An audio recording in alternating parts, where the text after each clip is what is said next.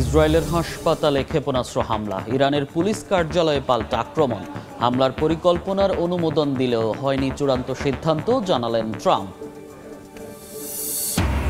রাজনৈতিক দলের সঙ্গে ঐকমত্য কমিশনের ধারাবাহিক সংলাপ, রাষ্ট্রপতি নির্বাচন, সাংবিধানিক কাউন্সিল সহ অমীমাংসিত বিষয়ে আলোচনা, শীর্ষ নেতাদের অংশগ্রহণ। শেখ হাসিনার বিরুদ্ধে আদালত অবমাননার মামলায় অ্যামিকাস কিউরি নিয়োগ ট্রাইব্যুনালের। ছাত্রদল নেতাকে গুম ও হত্যায় শামসুল হক টুকু সহ 11 জনের বিরুদ্ধে অভিযোগ দায়ের। এবং যশোরে করোনায় আরও একজনের মৃত্যু, 2 দিনে প্রাণ গেল 2 জনের। বরগুনায় ডেঙ্গু আক্রান্ত ছড়ালো 2000, মৃতের সংখ্যা 20। সদর হাসপাতালে চিকিৎসাধীন 187 জন।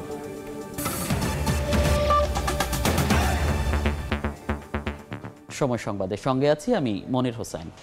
রাজধানীর গুলশানে চলছে গুম সংক্রান্ত কমিশনের সংবাদ সম্মেলন। আমরা সরাসরি যাচ্ছি সেখানে।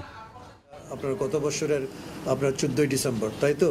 এবং আমরা সেকেন্ড ইন্টারভিউ রিপোর্ট দিয়েছি এই বছরের 4 জুন, তাই না? আমরা আমরা যাদেরকে আইডেন্টিফাই করছি বা করে ফেলছি এখন এই পর্যন্ত, তাদের আমরা নামগুলো ডিসক্লোজ করতেছি না। কি জন্য করতেছি না? মেইনলি একটা কারণে, for the safety and security of the victims and the members of the affected families. আমাদের কাছে তথ্য আছে আপনার এখনও তারা দে আর স্টিল ট্রমেটাইজড, দে আর স্টিল মেন্টালি ডিভাস্টেটেড। কথা বুঝছেন? এখনও যারা পারপিটেটার্স অফ এনফোর্সড ডিসঅ্যাপিয়ারেন্সেস, তারা এখনও ওদেরকে থ্রেট করতেছে, এবং যে থ্রেট করছে সে আমাদের কাছে অডিও রেকর্ডও আছে। আপনি চান যে ওদের জীবনটা আপনার এন্ডেঞ্জার্ড হোক, ভিকটিমসরা? এমনি তো তারা ট্রমেটাইজড, তাই না?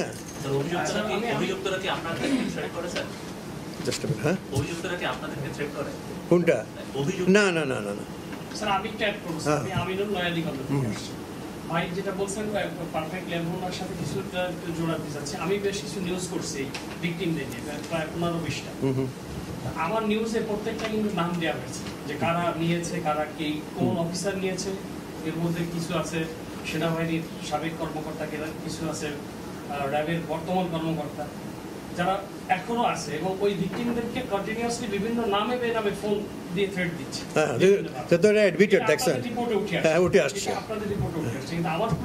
আমরা we don't want to endanger the lives of the victims and the members of the affected families. আপনাদের যদি এটা দায়িত্ব না থাকে, তাহলে আপনি কাদের উপর দিয়ে যাচ্ছেন এই ভিকটিমদের? শুনেন কারণ এই সরকার থাকবে কি থাকবে না, বা এই সরকার পরবর্তীতে শুনেন আপনার এটা তো মামলা করতে হবে, তাই তো? মামলা না করলে তো আপনার বিচার হবে না। আচ্ছা, ভিকটিমদের পক্ষ থেকে মামলা করতে হবে আইসিটিতে, কথা বুঝছেন? ইনভেস্টিগেশন হবে, তারপর চার্জশিট হইলে তখন আপনার কগনিজেন্স নেবে এবং ট্রায়াল শুরু হবে। এবং ওদের আপনার সিকিউরিটি এবং সেফটি, ভিকটিমসদের এবং আপনার উইটনেসেসদের, এখন আপনার যে 2024 সনের 24শে নভেম্বর আপনার আইসিটি অ্যাক্টের অ্যামেন্ডমেন্ট হয়েছে, সংশোধন হয়েছে। সেখানে সেই দায়িত্বটা দেওয়া হয়েছে আইসিটিকে, ইন্টারন্যাশনাল ক্রাইমস যে ট্রাইব্যুনাল, তাকে দেওয়া হয়েছে দায়িত্ব যে কীভাবে ভিকটিমের এবং আপনার উইটনেসেসের, সাক্ষীদের আপনার এই সিকিউরিটি এনশিওর করবে। কথা বুঝছেন? শুধু দায়িত্ব হলো এখন ওনাদের। আমাদের কাছে তো কোনো মেকানিজম নাই। সেই দায়িত্ব দেওয়া হয়েছে ট্রাইব্যুনালকে। Now it is the duty of the tribunal to ensure the safety and security of the victims and the members of the affected families. Clear? Sir, আমি অ্যাড করতে পারি। আপনাদের কাছে অলরেডি চ্যাপ্টারগুলো রিলিজ হওয়ার কথা, প্রেসমিং জানিয়েছে যে করেছে। চ্যাপ্টার 2, চ্যাপ্টার 7 এই দুটোতে কিন্তু অভিযুক্তদের নাম সহ আছে, কেস রিলেটেড করে। আজকে আমরা চ্যাপ্টার 6 রিলিজ করব, সেখানে আরো নাম পাবেন। সো একজন যে নাম রিলিজ করছি না বড় বড় কর্মকর্তাদের ব্যাপারটা সত্যি না, আপনারা ছাপানো হলো, আমরা তো রিলিজ করে দিয়েছি। আমি একটু যোগ করে নেই এটার সাথে। প্রথম হচ্ছে, আপনারা যদি গত 10 মাস খেয়াল করেন, আমাদের জন্মের পর থেকে এ পর্যন্ত যে কটা রিপোর্ট আমরা দিয়েছি, এবং তার প্রেক্ষিতে বেশ কিছু, কিন্তু শুধু একজন নয়, একজন আপনারা দেখছেন হেফাজতে আছে।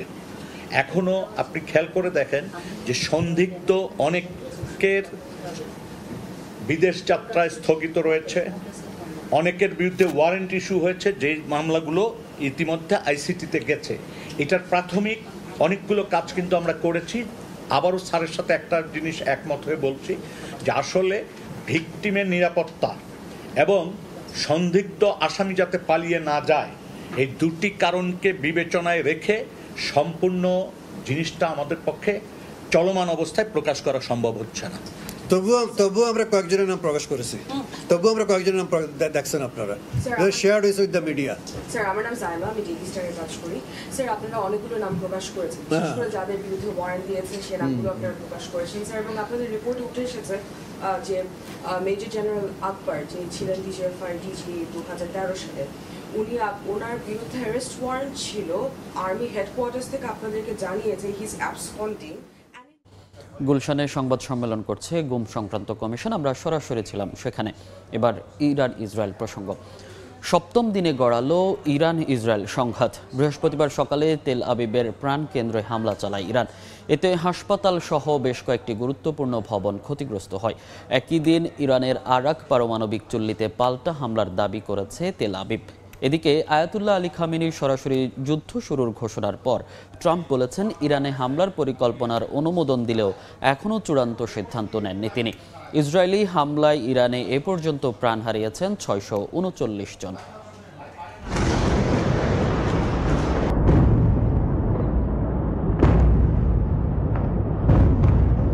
পাল্টাপাল্টি হামলায় ইরান ইসরায়েল সংঘাত তুঙ্গে। বৃহস্পতিবার সকালেও ইরানের মিসাইল হামলায় কেঁপে ওঠে তেল আবিবের প্রাণকেন্দ্র। দফায় দফায় চালানো হামলায় তেল আবিবের রামাতগানে একটি হাসপাতাল, শপিং মল ও স্টক এক্সচেঞ্জ ভবন ক্ষতিগ্রস্ত হয়। তেহরানের দাবি, হাইপারসনিক ক্ষেপণাস্ত্রগুলো ইসরায়েলের আকাশ প্রতিরক্ষা ব্যবস্থা ভেদ করে সফলভাবে আঘাত হেনেছে। ইসরায়েলের প্রতিরক্ষা ব্যবস্থা পুরোপুরি ধ্বংস হয়ে গেছে বলেও দাবি ইসলামী বিপ্লবী গার্ডের। যদিও হামলা প্রতিহতের দাবি করে নেতানিয়াহু বাহিনী। একই সঙ্গে ইরানের বেশ কয়েকটি স্থাপনায় চলে পাল্টা হামলা। ইরানের রকেট লঞ্চারের পাশাপাশি পুলিশের কার্যালয় গুঁড়িয়ে দেওয়ার দাবি করেছে তেল আবিব। আগামী কয়েকদিনের মধ্যে ইরানে সম্ভাব্য হামলার জন্য যুক্তরাষ্ট্র প্রস্তুতি নিচ্ছে বলে দাবি করেছে মার্কিন সংবাদ মাধ্যম ব্লুমবার্গ। বুধবার এক প্রতিবেদনে বলা হয়, সপ্তাহের শেষ দিকে সম্ভাব্য হামলার বিষয়ে সংশ্লিষ্ট কর্মকর্তারা ইঙ্গিত করেছেন।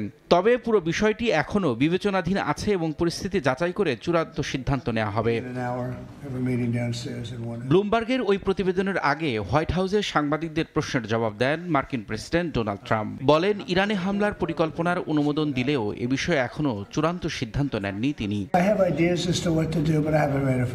কি করব সে সম্পর্কে আমার কিছু ধারণা আছে, কিন্তু আমি এখনো চূড়ান্ত সিদ্ধান্ত নেইনি। ইরান কোনোভাবেই পারমাণবিক অস্ত্র পেতে পারে না। ধ্বংসযজ্ঞ অনেক বেশি হবে এবং তারা সেটা ব্যবহার করবে। আমার দৃষ্টিতে ব্যাপারটা খুবই সহজ, তারা পারমাণবিক অস্ত্র পেতে পারে না।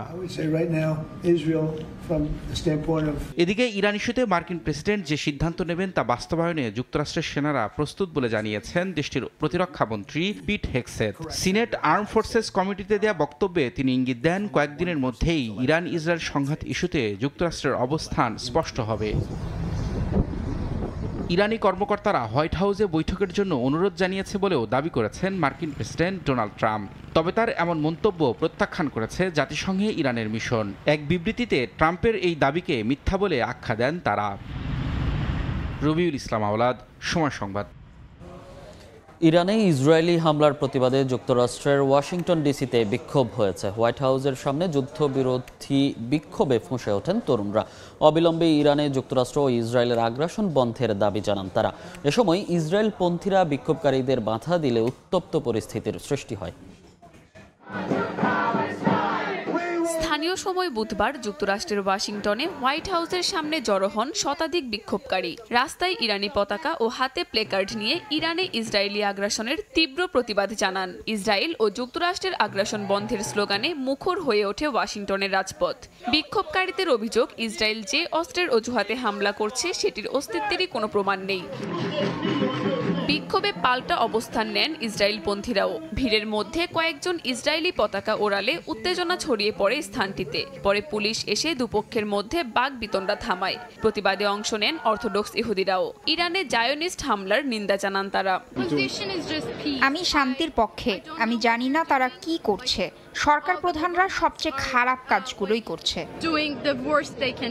টানা সপ্তম দিনের মতো ইরান ইসরায়েল সংঘাতে হতাহত হয়েছেন দুই দেশের বহু মানুষ। ইসরায়েলি হামলায় ইরানে এখন পর্যন্ত নিহত হয়েছেন অন্তত 639 জন, যার বেশিরভাগই বেসামরিক। অন্যদিকে ইরানি ক্ষেপণাস্ত্রে ইসরায়েলে এখন পর্যন্ত প্রাণ হারিয়েছেন 24 জন। নিহতদের সবাই সাধারণ মানুষ বলে দাবি তেল আবিবের। কাকুলি আখতার, সময় সংবাদ। অন্য প্রসঙ্গ, জুলাইয়ের মধ্যে জাতীয় সনদ তৈরির কাজ শেষ করতে রাজনৈতিক দলগুলোর সহযোগিতা চেয়েছেন ঐকমত্য কমিশনের সহসভাপতি অধ্যাপক আলী রিয়াজ।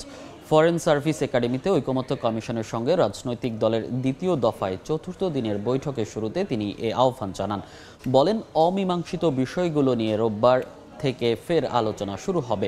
চতুর্থ দিনে রাষ্ট্রপতি নির্বাচন, প্রধানমন্ত্রীর পদের মেয়াদ, রাষ্ট্রের মূলনীতি ও নির্বাচনী এলাকা নিয়ে আলোচনা হবে। ধারাবাহিক আলোচনায় বিএনপি, জামাত, এনসিপি সহ 29টি দল অংশ নিচ্ছে।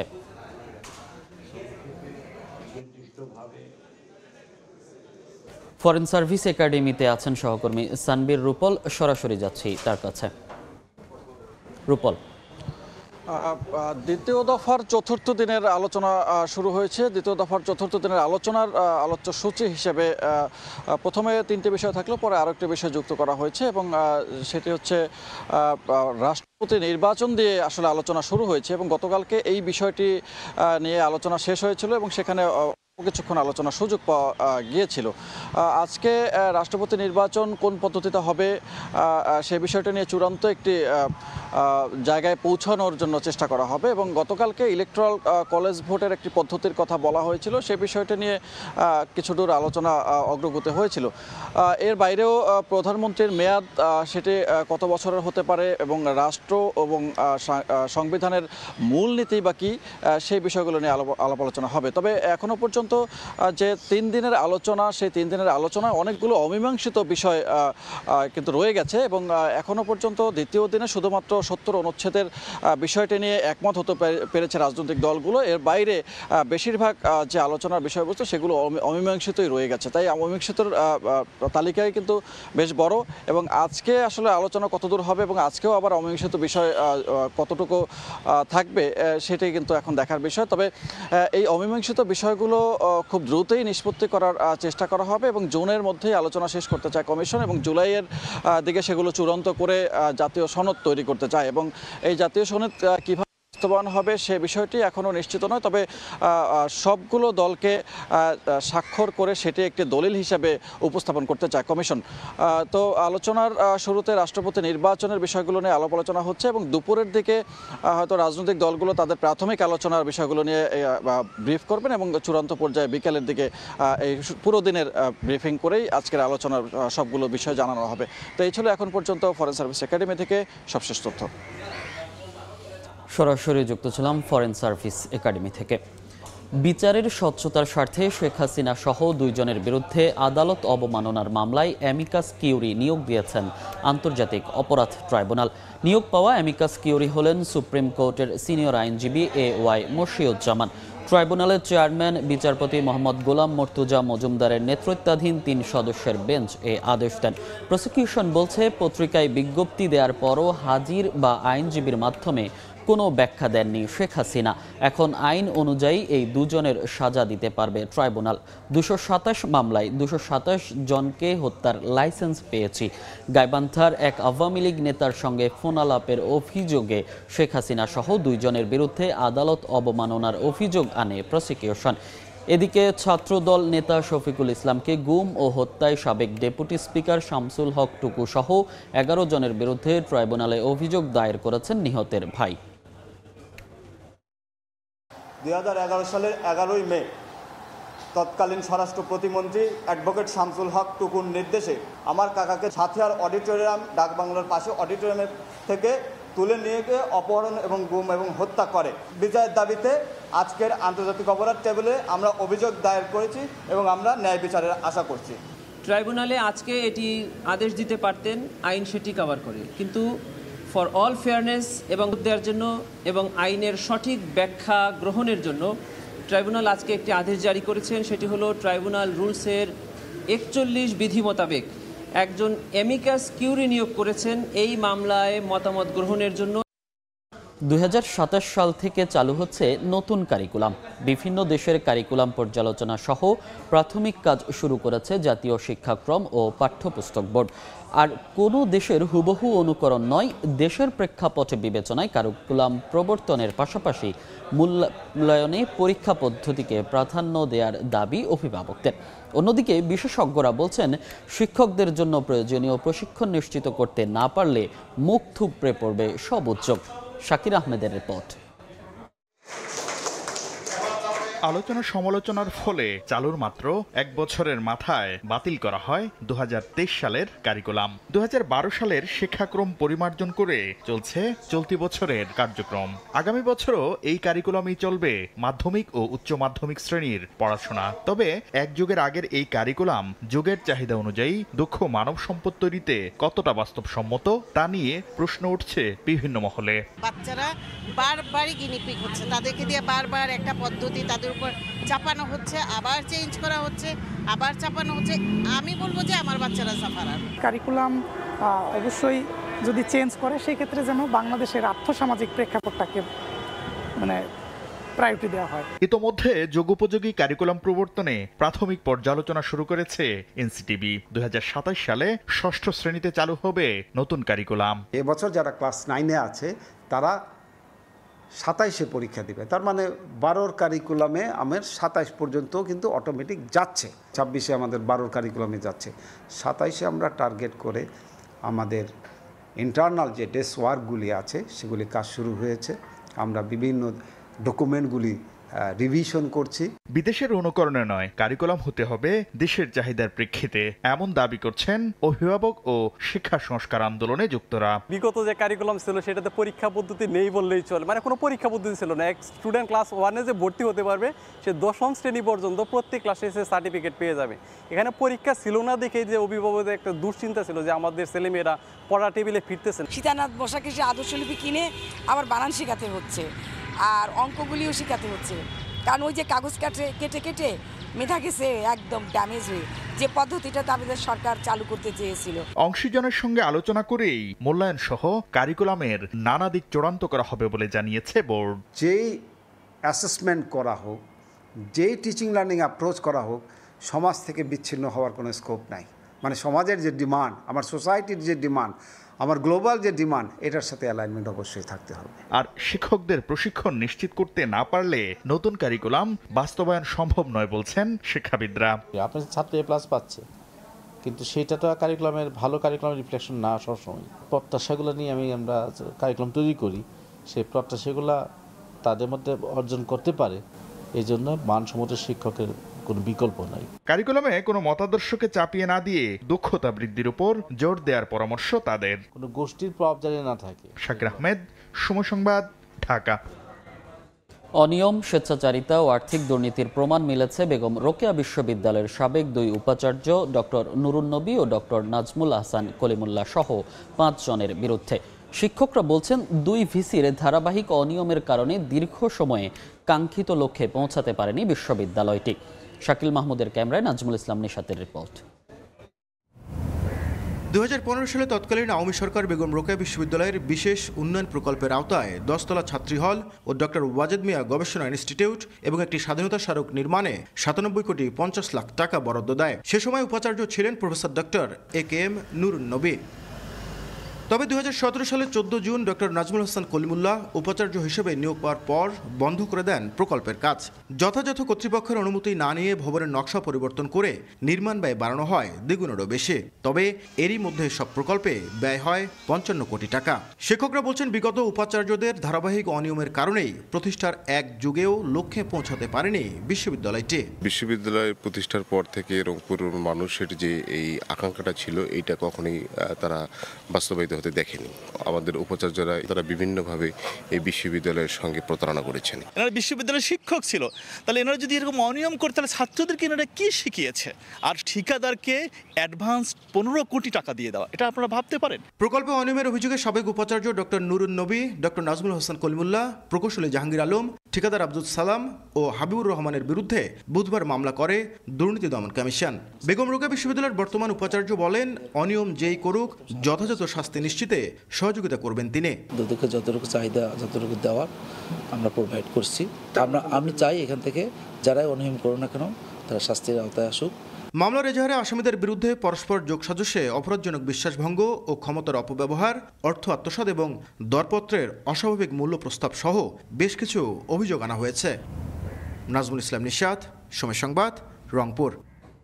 সময় সংবাদে আরো থাকছে, শর্ট খেলে রাইতে ঘুমাইতে অসুবিধা হয়। পড়াশোনা তো করার ইচ্ছা ছিল, বাবা নাই, কি করব। দারিদ্র্য কেড়ে নিচ্ছে দুরন্ত শৈশব। চলতি বছরের মধ্যেই বন্ধের নির্দেশনা থাকলেও বাড়ছে শিশু শ্রমিকের সংখ্যা। সামাজিক সুরক্ষার আওতায় আনার তাগিদ। আজও নগর ভবনে অবস্থান কর্মসূচি পালন করছেন ইশরাক সমর্থকরা। এই মুহূর্তে সেখানে আছেন সহকর্মী আয়েশা সিদ্দিক সামিয়া, যাচ্ছি তার কাছে। ৩৫ দিনের মতো কিন্তু নগর ভবনের গেট বন্ধ আমরা দেখছি, কার্যক্রম কিন্তু বন্ধ রয়েছে। কারণ একটি আসলে ইশরাক হোসেন, ইঞ্জিনিয়ার ইশরাক হোসেন যাতে এই নগর ভবনে মেয়র হয়ে আসতে পারেন সেজন্যই কিন্তু তার সমর্থকরা এই ৩৫ দিন ধরে টানা কিন্তু অবরোধ করে যাচ্ছে। মাঝে ঈদের বন্ধ ছিল, তবে আমরা দেখেছি ঈদের পরেও কিন্তু আসলে তারা সরব অবস্থান করছে এই নগর ভবনের সামনে। আমরা দেখছি সকাল 11টা থেকে আসলে তারা নগর ভবনের সামনে জড়ো হওয়া শুরু করেছেন এবং কথা ছিল যে বেলা 12টার পরে কিন্তু ইশরাক হোসেন এখানে আসবেন, কিন্তু এখন পর্যন্ত আমরা আসলে ইশরাক হোসেনের আগমনের খবর পাইনি এবং তিনি কিন্তু এখন এখানে এসে পৌঁছাননি। আমরা আসলে জানি যেটি আসলে কয়েকদিন ধরে হচ্ছিল, স্থানীয় সরকার প্রধান আসিফ মাহমুদ সজীব ভুঁইয়া তার এবং ইশরাক হোসেনের মধ্যে আসলে এক ধরনের কথা চালাচালি চলছে। আমরা সেদিন সেটা দেখেছি রাজনৈতিক এই প্রাঙ্গণে। তারা কিন্তু বলছিলেন যে ফৌজদারি অপরাধ করছেন ইশরাক হোসেন, এমনটি কিন্তু বলছিলেন স্থানীয় সরকার প্রধান। পক্ষান্তরে আমরা দেখেছি ইশরাক হোসেন যেটি আমাদেরকে বলেছেন, যদি এমন ফৌজদারি অপরাধ হয়ে থাকে তবে কিন্তু তার বিরুদ্ধে শাস্তি আইনানুগ ব্যবস্থা নেওয়ার কথাও কিন্তু তিনি বলেছেন। আমরা দেখছি আজকে কিন্তু তারা নগর ভবনের সামনে কিন্তু তারা অবস্থান করছেন এবং সমর্থকদের একটি দাবি, তারা কিন্তু আসলে অনতি বিলম্বে চাচ্ছেন তাদের দলের যে নেতা রয়েছেন সেই নেতা যাতে এখানে মেয়র পদে তাকে শপথ গ্রহণের মাধ্যমে দায়িত্ব বুঝিয়ে দেওয়া হয়, সেটি কিন্তু তারা আসলে বলছিলেন আমাদেরকে। তো এই ছিল আসলে নগর ভবনের সামনে থেকে যে ইশরাক হোসেনের সমর্থকদের যেই আন্দোলন, সেটির সর্বশেষ। সরাসরি যুক্ত ছিলাম ঢাকা দক্ষিণ সিটি কর্পোরেশনের নগর ভবনের সামনে থেকে। যশোরে করোনা আক্রান্ত আরও একজন মারা গেছেন। এ নিয়ে দুদিনে দুজনের মৃত্যু হলো। মধ্যরাতে যশোর জেনারেল হাসপাতালের আইসিইউতে মারা যান ইউসুফ আলী। ঠান্ডা ও শ্বাসকষ্ট নিয়ে 13 জুন হাসপাতালে ভর্তি হন তিনি। আশঙ্কাজনক অবস্থায় আইসিইউতে নেওয়া হয় তাকে। পরে পরীক্ষায় করোনা পজিটিভ আসে। এর আগে বুধবার সকালে আইসিইউতে চিকিৎসাধীন অবস্থায় করোনায় আক্রান্ত শেখ আমির নামে আরও একজন মারা যান।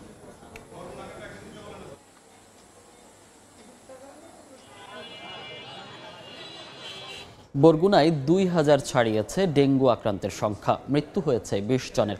হাসপাতালে চিকিৎসাধীন 187 জন। এই মুহূর্তে বরগুনা জেনারেল হাসপাতালে আছেন সহকর্মী সাইফুল মিরাজ। সরাসরি যাচ্ছি তার কাছে। মিরাজ,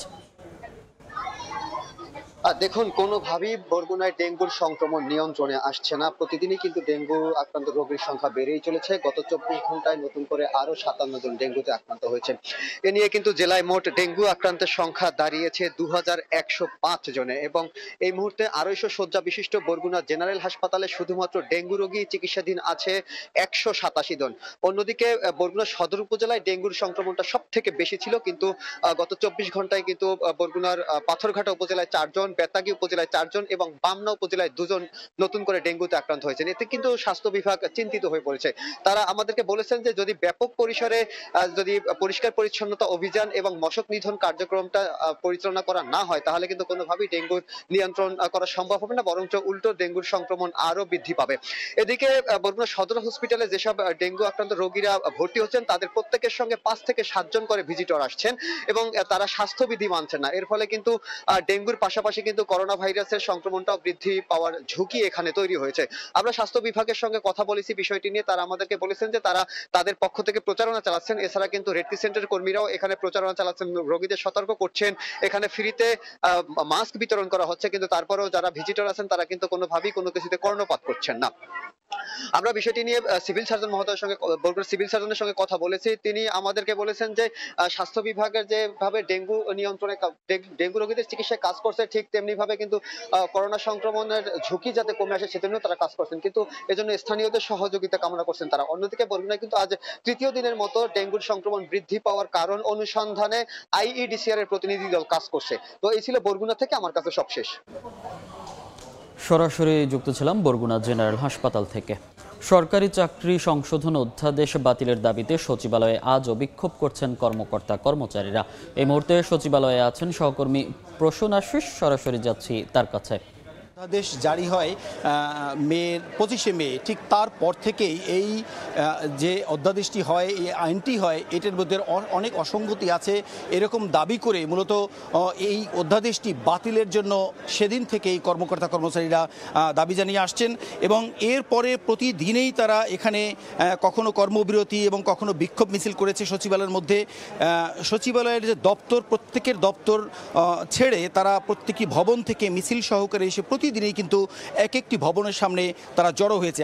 আজ এই ঈদের পরে প্রতিদিনই এই আন্দোলনটি হয়েছে। কিছুক্ষণ আগে এখানে একটি বড় সমাবেশ হয়েছে। আজকে কর্মসূচি ছিল যে এখানে যে সচিবালয়ের 4 নম্বর ভবনটি আছে, অর্থাৎ আইন মন্ত্রণালয়ের সামনে তারা সমস্ত কর্মকর্তা কর্মচারীরা জড়ো হয়ে এতক্ষণ তারা মিছিল স্লোগান দিয়েছে এবং তারা সময় বেঁধে দিয়েছে 48 ঘন্টার, এবং এই 48 ঘন্টার মধ্যে যদি সরকার এই অধ্যাদেশটি বাতিল না করে তাহলে আগামী রোববার থেকে সারা দেশব্যাপী তারা কঠোর আন্দোলন কর্মসূচি ঘোষণা করবে এবং সারা দেশের 18 লক্ষ কর্মকর্তা কর্মচারী যারা আছেন তাদেরকে নিয়েই কর্মবিরতি সহ বিভিন্ন ধরনের তারা কর্মসূচি পালন করবেন বলে কিছুক্ষণ আগেই ঘোষণা দিয়েছে। আর আগামীকাল শুক্রবার প্রেস ক্লাবে কর্মকর্তা কর্মচারীদের একটি সমাবেশ হবে, সেই ঘোষণাও তারা দিয়ে রেখেছে। অর্থাৎ তারা যেটি বলছেন যে গত কয়েকদিন ধরে বিভিন্ন উপদেষ্টা যারা রয়েছেন তাদের প্রত্যেকের কাছে স্মারকলিপি দেওয়া হয়েছে এই অধ্যাদেশটি বাতিলের জন্য, কিন্তু সরকারের পক্ষ থেকে কোনো ধরনের সাড়া দিচ্ছে না বিধায় আজকে তারা পরিষ্কার করে ঘোষণা করেছেন যে যেভাবেই হোক 48 ঘন্টা সময়ের মধ্যে যদি এই অধ্যাদেশটি বাতিল করা না হয় তাহলে তারা কঠোর কর্মসূচিতে যাবে এবং কর্মবিরতি সহ সচিবালয় অচল করে দেওয়ার মতো বিভিন্ন তারা বক্তব্য রেখেছেন। এখানে যারা নেতাকর্মীরা রয়েছেন, অর্থাৎ সচিবালয় কর্মকর্তা কর্মচারী ঐক্য ফোরামের ডাকে এই কর্মসূচি চলছে বেশ কয়েকদিন ধরেই এবং সেই কর্মসূচি অব্যাহত থাকবে এইটি জানানো হয়েছে। এবং এই ছিল কর্মকর্তা কর্মচারীদের বিভিন্ন যে কর্মসূচি এবং তাদের যে কর্মবিরতির যে প্রোগ্রামটি প্রতিদিন চলছে সেই বিষয়ে সবশেষ তথ্য সচিবালয় থেকে। সরাসরি যুক্ত ছিলাম সচিবালয় থেকে। দেশে দিন দিন বাড়ছে শিশু শ্রমিকের সংখ্যা, অথচ চলতি বছরের মধ্যেই সব ধরনের শিশু শ্রম বন্ধের নির্দেশনা রয়েছে টেকসই উন্নয়ন লক্ষ্যমাত্রায়। বিশেষজ্ঞরা বলছেন সব কিছু ছাপিয়ে শিশু শ্রম বন্ধে দরকার আইনের দৃষ্টান্তমূলক প্রয়োগ। প্রয়োজনে তাদের আনতে হবে সামাজিক সুরক্ষার আওতায়। শিশুদের শৈশব হারানোর বেদনার গল্প খুঁজেছেন সহকর্মী অন্তরা সেন, ক্যামেরায় ছিলেন মুস্তাফিজুর হক আকাশ।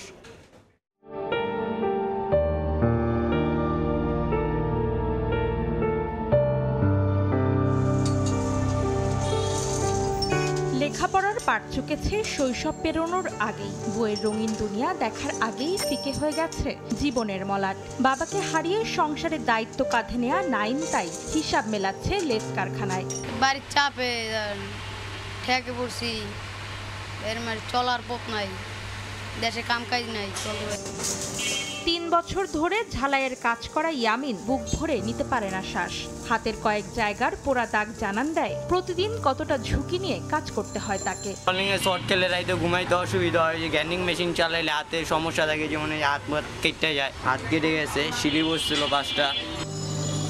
ঝুঁকিপূর্ণ কাজে নিয়োগ বেআইনি হলেও দরিদ্রতার সুযোগে কম মজুরিতে নাইম ইয়ামিনদের মতো শিশুদেরই রাখা হচ্ছে কাজে। আবার পরিবারে বাড়তি আয়ের আশায় কখনো কখনো বিক্রি হচ্ছে দুরন্ত শৈশব। মোটর সাইকেলের কাজ করতে পারি, ইঞ্জিনের কাজ করতে পারি, চাক্কার কাজ করতে পারি, সব কাজ করতে পারি।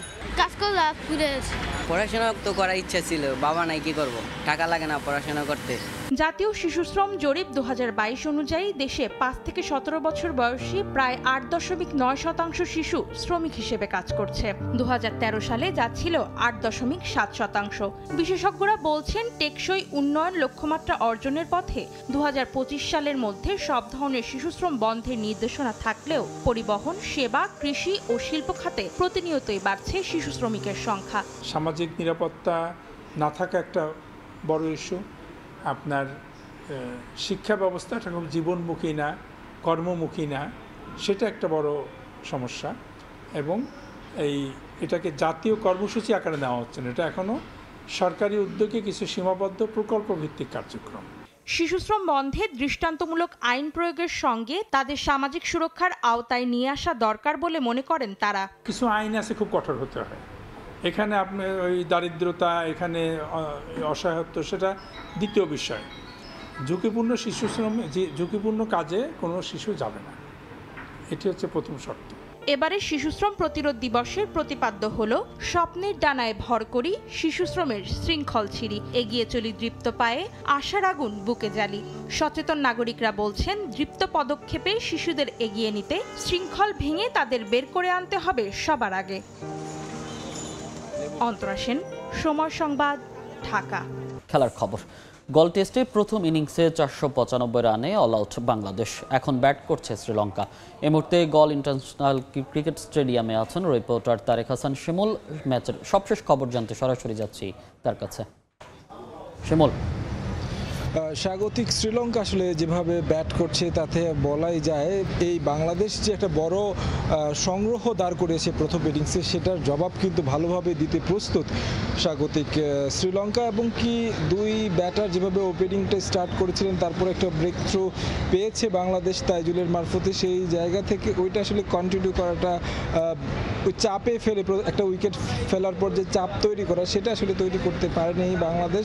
লাঞ্চ ব্রেক হয়েছে 395 রানে বাংলাদেশ এখন পর্যন্ত এগিয়ে রয়েছে। আজকের দিনটা কিন্তু খুবই গুরুত্বপূর্ণ, কারণ আজকের দিন পর্যন্ত হয়তো ব্যাটিং উইকেটের চরিত্রটাই থাকবে।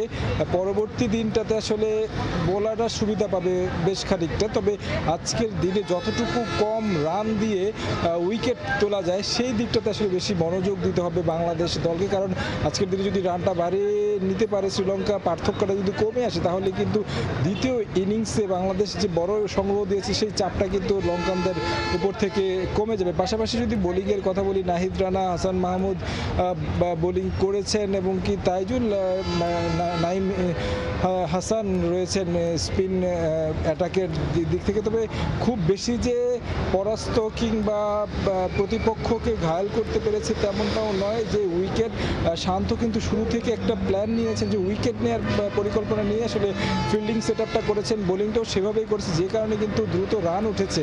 সেই জায়গাটা থেকে যেটা আসলে মনে হচ্ছে যে আজকের দিনটা অন্তত একটু ডিফেন্সিভ একটা ফিল্ডিং সেট আপ করার দরকার ছিল বাংলাদেশের। এবং কি পরবর্তী যে দুটি সেশন রয়েছে, এই দুই সেশনেই যদি বাংলাদেশ ওই পরিকল্পনাটা মাফিক কাজ করতে পারে, তাহলে বলা যায় যে শ্রীলঙ্কার উপর কিছুটা হলেও চাপ রাখা যাবে। তো গল থেকে আমার কাছে এই ছিল সবশেষ খবর। সরাসরি যুক্ত ছিলাম শ্রীলঙ্কার গল ইন্টারন্যাশনাল ক্রিকেট স্টেডিয়াম থেকে। এই পর্যায়ে শীর্ষ সংবাদগুলো জানিয়ে দিচ্ছি আরেকবার। ইসরায়েলের হাসপাতালে ক্ষেপণাস্ত্র হামলা, ইরানের পুলিশ কার্যালয়ে পাল্টা আক্রমণ, হামলার পরিকল্পনা অনুমোদন দিলেও চূড়ান্ত হয়নি সিদ্ধান্ত, জানালেন ট্রাম্প। রাজনৈতিক দলের সঙ্গে ঐকমত্য কমিশনের ধারাবাহিক সংলাপ, রাষ্ট্রপতি নির্বাচন, সাংবিধানিক কাউন্সিল সহ অমীমাংসিত বিষয়ে আলোচনা, শীর্ষ নেতাদের অংশগ্রহণ। এবং শেখ হাসিনার বিরুদ্ধে আদালত অবমাননার মামলায় অ্যামিকাস কিউরি নিয়োগ ট্রাইব্যুনালের, ছাত্রদল নেতাকে গুম ও হত্যায় শামসুল হক টুকু সহ 11 জনের বিরুদ্ধে অভিযোগ দায়ের।